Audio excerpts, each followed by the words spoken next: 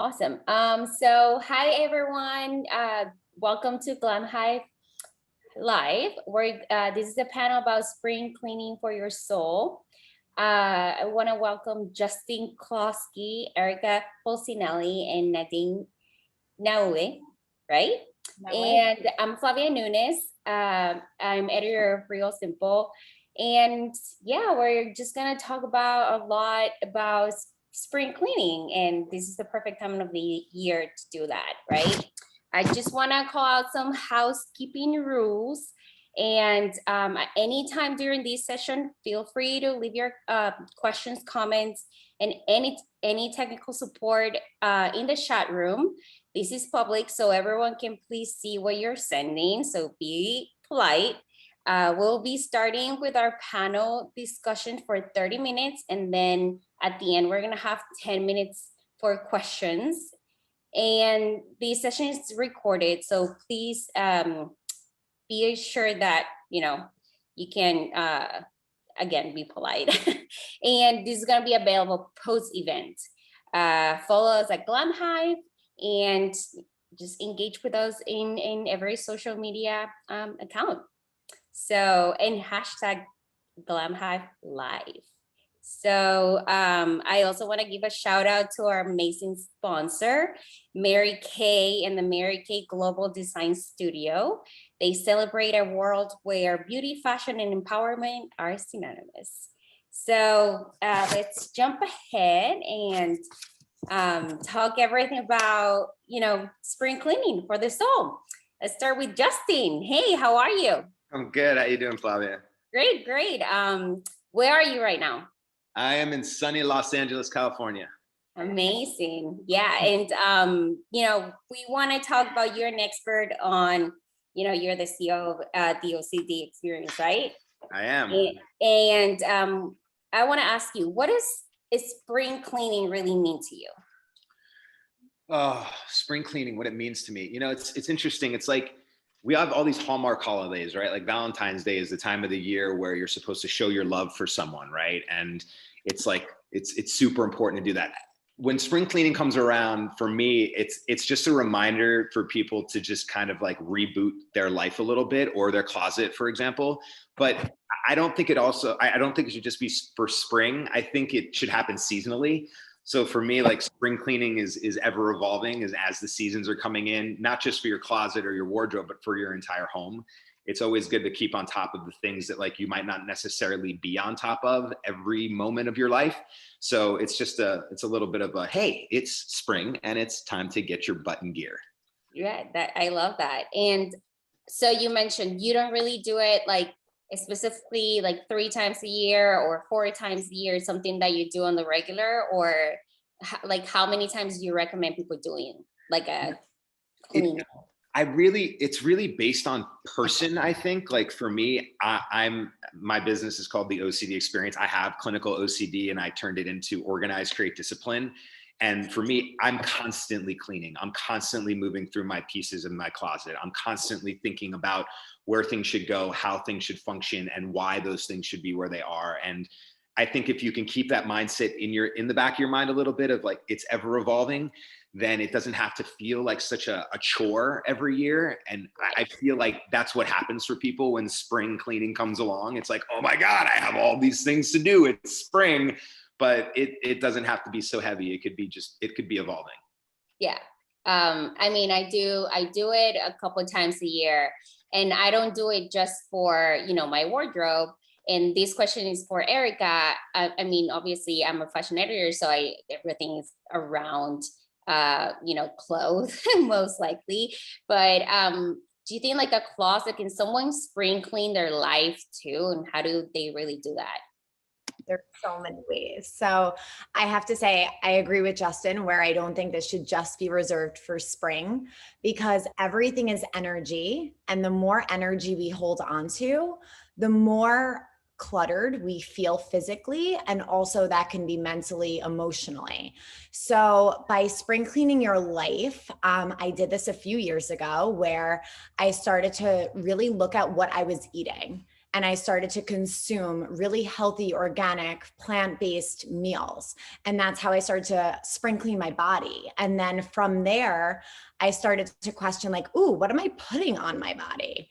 Let me start to use more clean and green ingredients and products. So I felt like that was a really true example of spring cleaning your life. And then from there, you start to think about how you're giving your energy, how you're spending your time. And through meditation, I teach Kundalini meditation. And through that process, I feel like I spring clean every single morning by clearing up energy that we hold on to. We all hold on to experiences in our life, emotions from childhood, from maybe past lives, if that's part of our belief.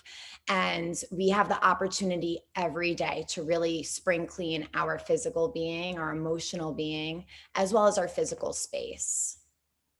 Right. I love that. And Nadine, speaking about, being able to do that in your life as well, what's the process that you recommend people for like purging, Good question.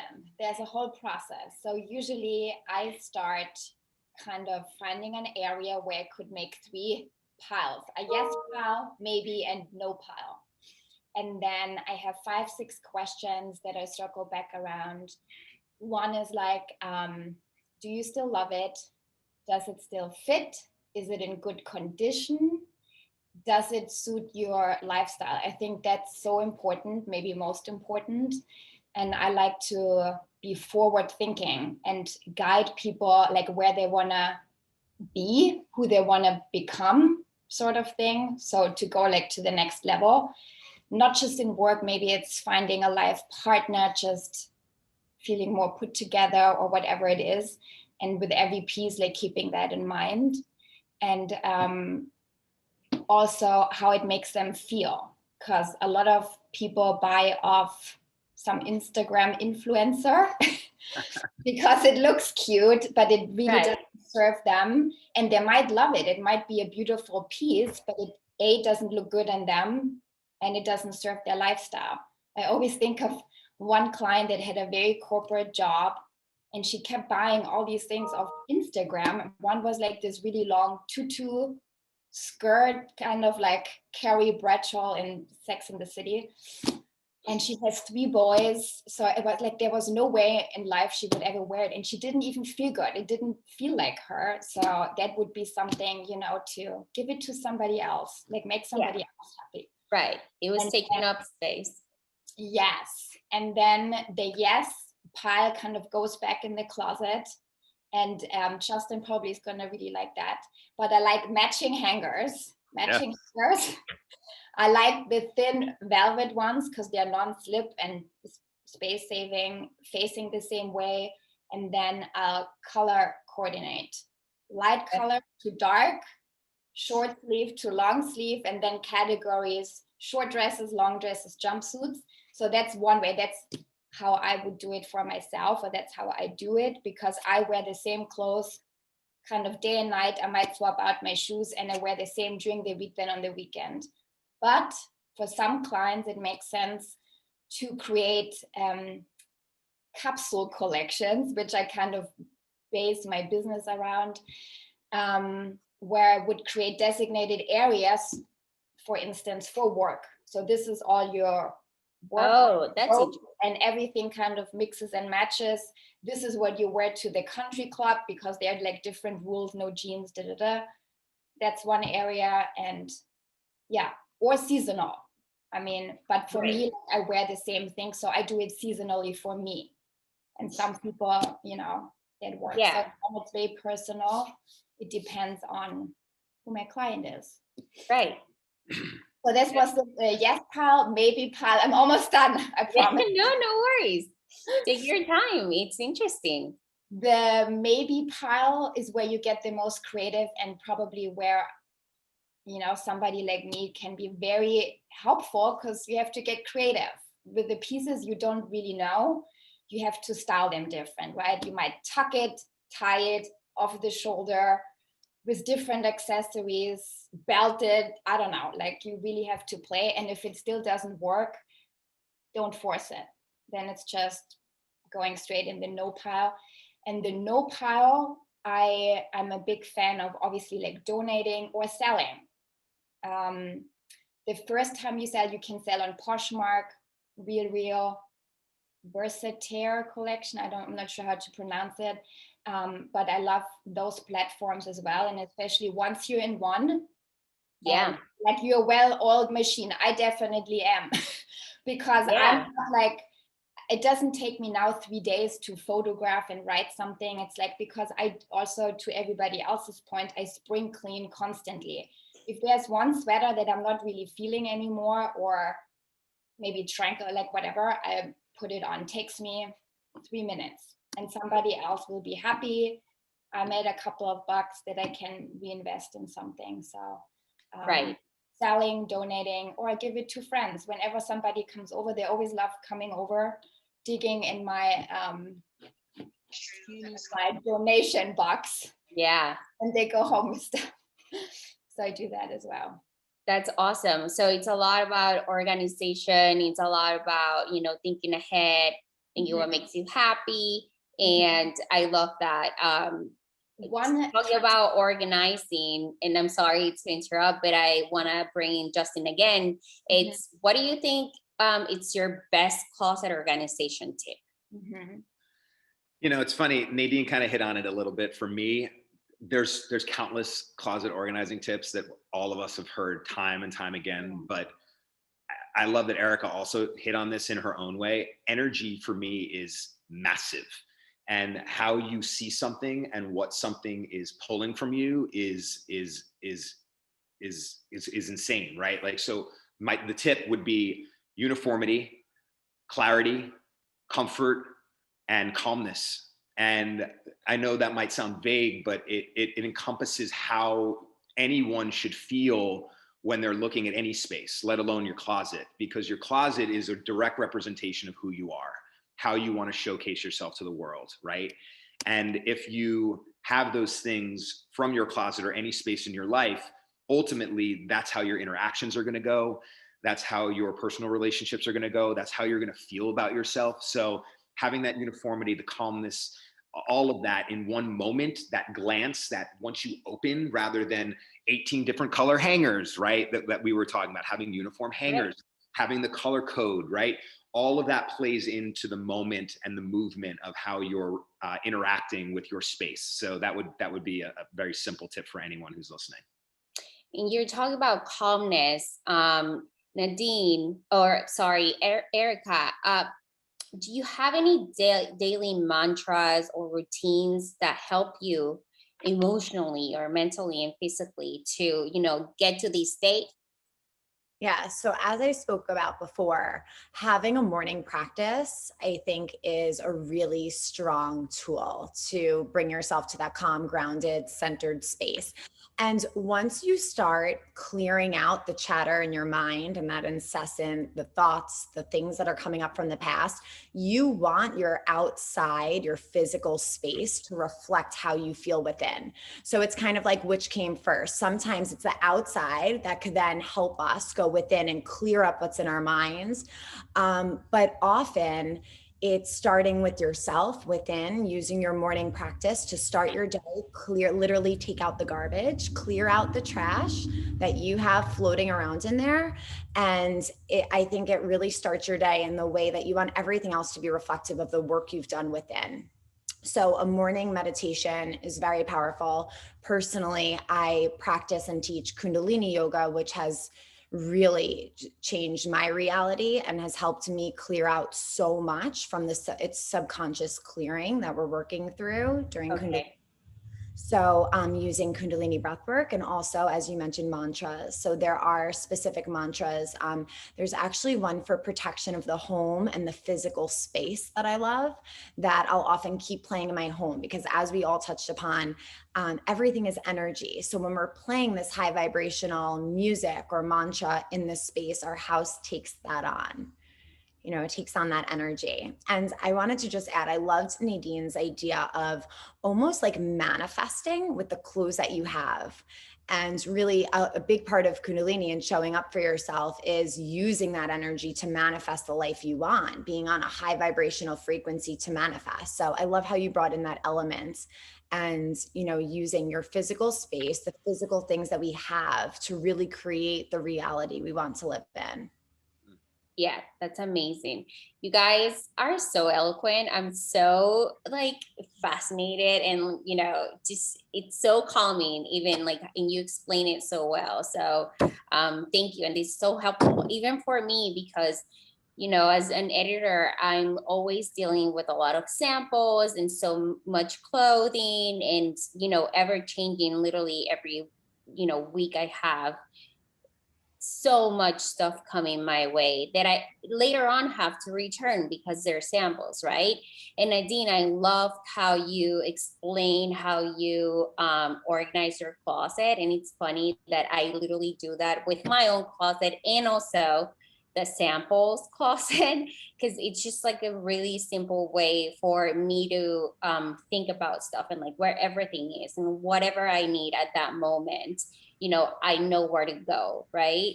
And you mentioned capsule wardrobes, and that's mostly what you do. It's like, how do you help your clients develop these curated capsule collections? And what really do you call, like, what is that? Because some people don't really know.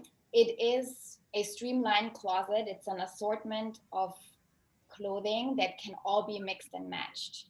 So, which is just so useful. It saves everybody time and money because, I mean, think about even like a boutique that is well curated. It's so much easier to get inspired or wanting to buy something than going in sometimes like a thrift store or something. It's very overwhelming. You need hours to find something and like you easily give up and go back to your, I mean, that's what I find with clients, and they end up wearing leggings and tank top again, but there's nothing wrong with it. But yeah, it's all about like a streamlined closet to me. And how I help them is really asking them a lot of questions about their lifestyle. That's the most important thing. What is their lifestyle? And then trying to match it and showing them lots of different ways how they can wear their items. To me, there's not necessarily a rule on how many items. I did read up on it, and some say it's like 30 to 40. I don't really believe in that. It's more about the mindset. It could be 15, it could be 70. Like, to me, it's not about how many, because it depends again, how big is your closet and all these things, or your budget. But it's all about the mindset, just getting creative and not being afraid to reuse things. Also, simplified style doesn't necessarily mean boring at all. Right. It just means getting a little bit more creative. And people that aren't even, I mean, I also believe everybody is creative, but people that are not that creative, if it's presented in a nice way, even the least creative people can get more creative. Because if you see what you have, yeah, it's again coming back to the example of a boutique, right? Then you get inspired. You're like, oh, that looks good with that. I can see that work. So yeah, that's how I really help them. I had to do a lot of educating because it was something in the beginning. Everybody's like, what's a capsule? I don't know. I never heard of it. Yeah, I mean, I struggle with that all the time at the magazine too. It's like we try to obviously do the capsule wardrobe every now and then, but it's complicated and it's hard to explain, especially when you're working with market constantly and you are selling your readers a product, but you don't want to overwhelm them, right? Yeah, another really easy way is I mean, I'm also myself not super strict. Not every top has to go with every bottom. It's just, again, like in general, the mindset. So every new piece I'm buying or inviting or for my client, I made it kind of a rule to think of at least 3 to 5, maybe the more the better, ways to wear it, to style it. Like, how many bottoms do you have it would go with and vice versa? And then also, where would you wear it? So if you follow like these 2 rules, then it probably works. It's a thumbs up. Then you go ahead and buy it and you have a new edition. if you can, if you're not sure where would I wear it and I don't know how to wear it, then it's a no. Or you have to hire somebody that helps. There you go. Right. So Erika, I wanted to ask you, because I'm so interested into the whole, I'm not very knowledgeable at all in meditating and all these, I'm a pretty active person, and I just take that as my meditation, right? Because like when I go out running, that's when I like my thought process, like that's where my mind starts going, or like it's completely blank, or depending, that's how I like stress relief. And I've been pretty lucky that that's my, way. I found my way, right? Not a lot of people have done that. So how can clearing really your mind of these negative thoughts, or, stress, or, even other, complicated thoughts or unrelated thoughts, elevate your vibration? Is that even possible? Yes. So, okay. So you're asking how clearing your mind can elevate you. Exactly. Like how making sure that, you get into a state of like calmness, and using all these mantras that you can elevate your vibrations and your energy around you. And I think this actually goes hand in hand with what we're talking about. So, like, if we hold on to physical things in our house that maybe trigger emotions from the past or hold energy from the past, that can kind of keep us stagnant in the same space. And it's good to always have that rotation, that clearing out, that coming in. It creates this cycle of like the old is leaving, the new is coming. And that's what creating space is. You want to create space for what you want in your life. And that also happens within our mind. So when we're able to bring up either trauma, old emotions, we really don't know what's holding us back from living our highest potential until we start to dig into that a little bit more and decide to do the work in some way. And like you said, for you, it's movement. Movement's an unbelievable way to work through emotions, get those endorphins going, all those good hormones running through the body. For me, it's movement, but also breath work. And some people may use mantra. There's a bunch of different avenues you can take. But by taking a moment to put your attention there and having the intention of knowing within you, there is this higher potential energy. I call it the Kundalini energy, but there's this higher potential energy within you. And a lot of our experiences and our emotions or limiting beliefs, things we may have learned from other people. It could be parents, it could be anyone that was in our life, even just society. So being ready to look at them objectively and clear them out so we can figure out who we truly are at the core helps us to raise our vibration, because we're no longer bogged down by things that aren't in alignment with our highest truth. So in the practice of Kundalini, we say it's kind of like peeling an onion. There's all these things that have been layered on top of us throughout our whole life. And as we start to do the work, however that looks for you, we're able to clear that up and start to say, wait a minute, is my idea about, let's just say money, we're talking about like buying clothes and selling clothes, whatever. So is my idea over money, if I spend this much on a bag, or if I spend this much on a trench coat, am I going to lack in some other way? And you can start to analyze your limiting beliefs. Like, wait, no, that's a thought process, or $300 is too much to spend on something. Wait, I must have learned that somewhere. If this feels good to me, then that's true for me. So it's being able to identify those limiting beliefs, identifying what's truly yours. And that alone helps to raise our vibration. That's amazing. And it's hard to get to that state, is what you're saying. It's taking me forever to understand. And actually, it took me moving from New York to Florida and making a major declutter. And, actually making piles and saying what I'm going to sell, what I'm going to donate, and all that, to be able to move on from so many things and attachments that I had, to just not those physical things that I was getting rid of, but the memories as well.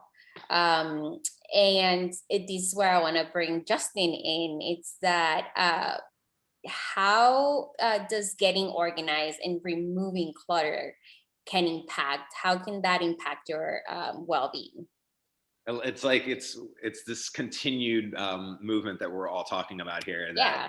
Erika brings up, that you've brought up, Nadine brought up. It's, clutter is just to me, it's a distraction. Clutter is something you haven't dealt with. Clutter is an old memory, as we've heard, right? Clutter is anything that you're neglecting that doesn't have a place, in my opinion. That's right. That's my opinion.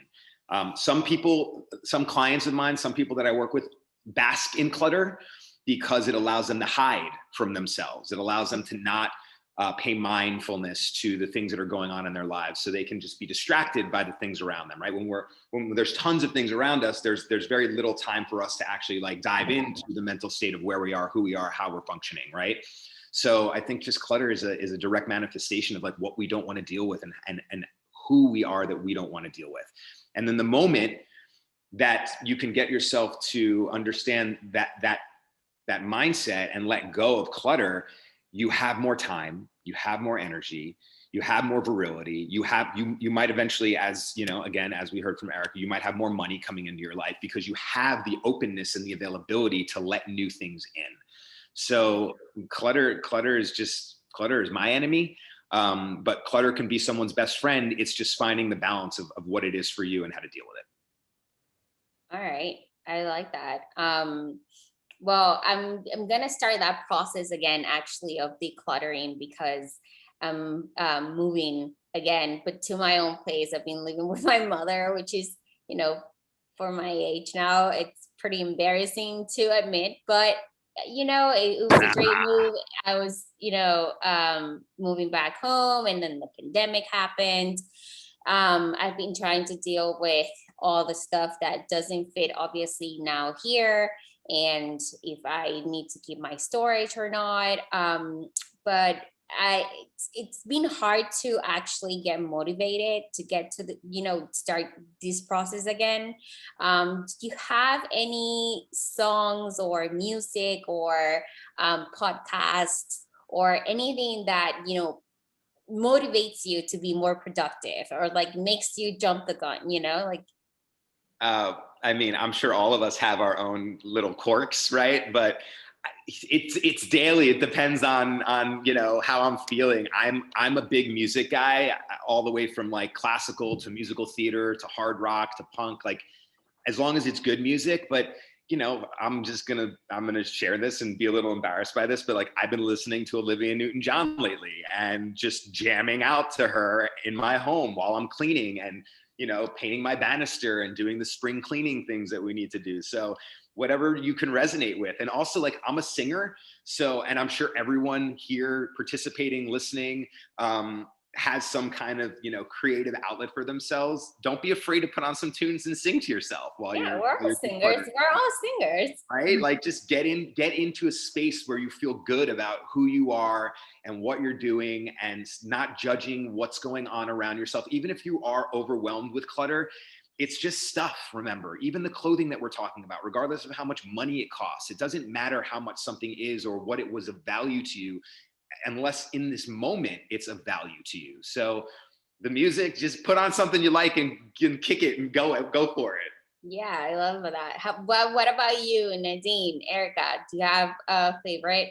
I actually like doing it when the weather is nice outside. For a lot of people, might be like a waste of sunshine, but I open all my windows, I put on music all throughout the house, and then I just kind of have a party. Sometimes a drink, sometimes a lot of coffee, sometimes I talk to people, on the phone, just on speaker. It's like, but I do like when the weather is nice. I feel uplifted and in a good mood, and I want to make things nice and pretty and organized, and I want things to smell nice. It's a lot about smell for me as well. I don't know. Yeah. Yes. All my senses are involved. Smell, taste, how it feel. Yeah, everything helps Absolutely. being motivated. And I was also thinking, because in the past, this is not the life I lived, the decluttered life. My mom really loved to hold on to things. And that's something that I learned to do. And I had to unlearn that so that I can create space, like we were saying. So if anyone feels like, oh my goodness, I'm listening to all of these organized people, I don't even know where to begin, just start small. That would be my suggestion. I also really like writing things down. So making almost like a schedule for myself. So this week I'm going to commit to one room or one drawer or one pantry, whatever it may be, and grow from there. And then as things pick up, when it becomes maybe like an every Saturday morning thing, you can clean your space. If you're into sage or Palo Santo, after you clean it, bringing in the smells and those elements, you can open all the windows. As Nadine said, I love doing that too on a beautiful day. And use sage or Palo Santo to go through the house and really clear the energy. And it just, I think it elevates that whole experience, because like she said, you're bringing in that smell, but you're also bringing in these ancient practices of not only clearing the physical, but clearing the energetic energy that we can't see. That's actually that last thing that you just said, the clearing out the energy, the energy, it's important too. And I feel like this might be one of the main reasons why it's really hard for some people to start the process of getting organized or decluttering. What is the most common, and this goes for everyone, the most common thing that gets in the way that you have seen in clients for someone, to get, is it the energy? Is it, not getting past something? I mean, I'll just jump with this. I think it's fear. Usually, I think a lot of things holding anyone back is just the fear of letting something go. And I have to say, Eric, it's funny that you brought that up. My parents actually were horribly organized when I was a kid. I would open up kitchen cabinets and paperwork would fall out. I would open up our pantry and there would be like, VHS tapes and CDs. So my need to do that came from my parents being so disorganized that I felt so chaotic in a space that I needed to take control and help them get their stuff together. But I think it's fear. I think people don't know. I think people are scared to let things go that they might wish that they didn't. Yeah, it's usually a mental space that people are in before they can finally crack it. And I've learned that once you start moving through something with people, and once they start understanding that they have the power within themselves to generate change or a new mindset, then all of a sudden that fear starts to dissipate and you see this light coming out of somebody and a space, and everything shifts. The energy shifts, the space shifts. So yeah, I think it's mainly fear-based in my opinion. Yeah. Yeah. And actually, Erica, that's perfect for a question. It's these transitions in between these questions have been so flawless. It's insane. But I want to ask you, like, how can someone get out of their own way to tap into these higher, potential and be able to move on? Yeah. And I think this piggybacks a little bit off of what Justin said, where, you have to be ready. There are attachments. And I think we discussed that before. And I think a lot of it, and it's in alignment with the physical, everything that I feel like I'm sharing really aligns physically and energetically. But whether we're either doing emotional healing and clearing or physical clearing, it can be scary because subconsciously we know there is so much that needs to be done. Whereas if you start the project of clearing your house, it's just like, oh my goodness, if I start this, well, I'm going to have to do this and this and this, and it's going to be time consuming. So I feel like it could feel really lofty, and the same thing energetically. So just being ready to release that and loosening the grip, stop white knuckling everything and holding so tight onto those attachments, and Believe in that energy, like we said before, how it flows. It will flow in and out, what you release. And this is where you could bring in a mantra, like what I release will come back to me tenfold, or I'm releasing this, I'm donating this so I can make space for something that will bring me so much more value. That could be really helpful. The positive self-talk and mantras can assist you through that process. If you're feeling the fear, like Justin mentioned, or almost like that lack mentality, like, no, I need to hold on to this. I need this. Right. And a lot of people, I want to bring in Nadine into this. A lot of people feel like they need a lot of stuff too to be able to look stylish, right? And that's not necessarily true. I think the opposite. I think I mentioned something similar before. Most people are overwhelmed with a lot of stuff. They don't even really know it, and they go back to just putting on leggings and a tank top because they stand in front of this closet. They can't see anything. It's overwhelming. They don't have the time. They're running out of time. So they're like, I'm just going to throw on this thing. So I really believe the simpler, the better. Also, simpler, by the way, doesn't mean boring. Sometimes some people think simple or boring. I'm limited. No, you're not. You can still go for a lot of different styles, from bohemian to modern, sporty. It's just it's about the thoughtfulness and, thinking about all the different ways you can wear something. But I really believe everybody pretty much is better off having less, also higher quality pieces that last you longer. Just thinking about, I have to throw that in there a little bit, sustainability. Yep. Yeah. Like it feels really dirty sometimes when I walk out of our home and we have like 5, 10, 15 garbage bags full of stuff, sometimes with tags on them, never been worn, like not even talking about like the money that is in that trash bag, but just the trash. That is really like, yeah, I'm a big fan. Less is better. Yeah. Yeah. I totally agree. And we actually do some capsule, and I think I already mentioned it on Real Simple. We call it Style Wise, and I do it twice a year, and it's mostly like a capsule wardrobe where I let people know, like, you only need 10 pieces and you get these many outfits out of it.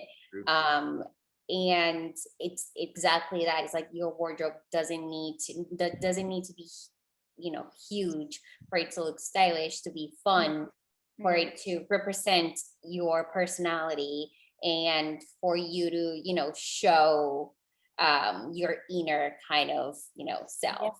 Yeah, absolutely. This is awesome. And then one last question before we open up the Q&A, because I feel like this should have been probably the first question to Justin. And how can you explain the OCD experience? So I feel like I have it, but I mean, I feel like a lot of people do. So the OCD experience, I mentioned it briefly, quickly, translates to organize, create, discipline. And I'm sure everyone on this panel and the people listening can relate, right? The organization process is just understanding what you have and how you're going to go about getting to the create, right? Which is the creation of either the closet style or someone's home and what they need from the space. And then the most important part, which people neglect, including myself in many aspects of our lives, is the discipline.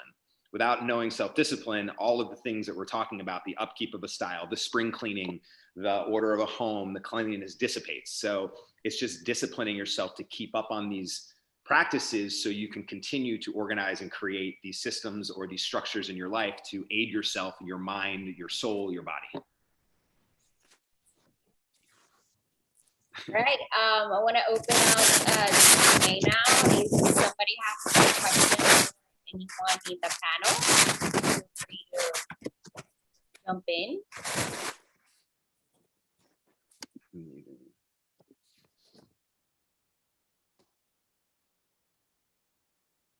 Or you can write your questions in the group chat. Who's got questions? Who's got questions? Come on, guys. Don't be shy.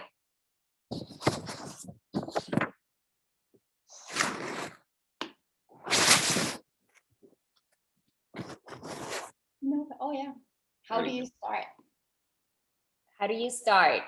So how do you start, decluttering? Oh, How do I you mean, make that decision?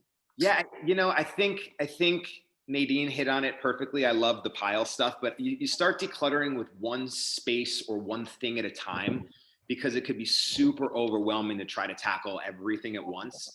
I would say start in a place that you frequent the most. And since let's talk about a closet, right? Open your closet and look at your closet and be like, all right, well, where does my attention go to first, right? That might be your underwear drawer. Pretty simple, right? Take everything out of your underwear drawer, look at it. For me, I buy, and I'm a guy. It's a lot easier than being a woman, but I buy brand new socks and underwear every year. So 12 pairs of underwear, 12 pairs of socks, simple, easy to go. So like that would be a really simple place to start as a guy. I'll let you ladies take it from here though, where to start. It's a little thing at a time, right? Yeah, I feel like once you start too, that's the hardest part, obviously. It's like start with something easy. And I don't know if you guys recommend it, but something that, your pajamas or something that you definitely don't feel that attached to, or like simple t-shirts or something like that. And then once you do make that first step, you won't be able to stop. Like it just like you're gonna continue doing it until you're done, or it's like you're gonna look at the watch or your watch and you're gonna be like, holy, how is it 1 a.m. already? Like you don't even notice how time flies. And at one point you start enjoying it, and because it starts feeling really good. We have another question is, after you declutter your stuff, what do you do with it? And Nadine, I think you mentioned a few places, right? Yeah, like for clothes, you can definitely sell it. I mean, in my area, I also see a lot of garage sales for other stuff, which is easy. You just put it outside. I mean, here, and then maybe people buy it or not, or just like throw it out. But I really like just asking around if people need stuff. There are also Facebook groups. I see people posting stuff all the time, people giving things away that they don't need anymore, or a garage sale. I give it away to friends, family. Yeah. I'm big also, guys, on like not wasting time. Like garage sales, this and that. It's like the amount of money that someone can make, unless the pieces are like super, super high end, takes so much time. Yeah. Just put some stuff in bags. There's homeless people everywhere. Drop it off with the homeless. Drop it off at Goodwill. Give it to a charity. There's so many places that need clothes and belongings. Habitat for Humanity. The people that do pickups, find places that pick up from you. If you can, because again, it's all about saving time and energy for yourself. Absolutely. And there's so many, just Google it, guys. Like it's pretty easy nowadays to find places that would take your clothes. We only got 2 minutes or like a minute and a half. So I'm just gonna ask one last, what's your favorite tip or trick to share with your clients quickly? Any tips? This was very confusing. I think just getting started somewhere small, just commit to it and go for it. And it can be this much of a step in the right direction.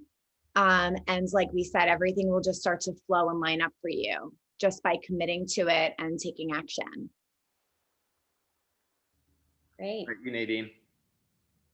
All right. Well, I want to thank everybody. I want to thank Justin, Nadine, Erika.